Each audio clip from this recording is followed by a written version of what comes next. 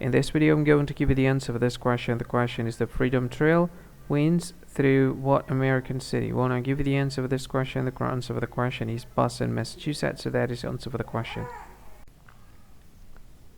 Hi, thank you so much for watching this video.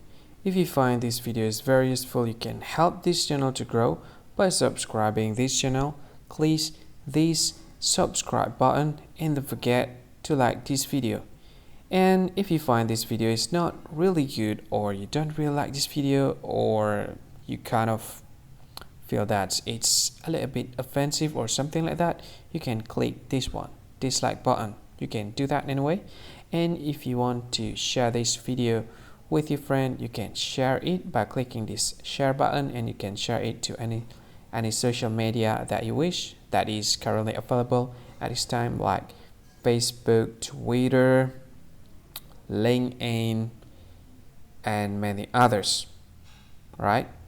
And if you want to add this video to your playlist, you can click this one. You can watch this video later, and you can find more options by clicking these three dots.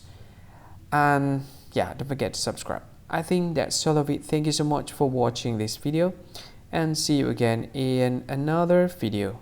Bye bye. See you again.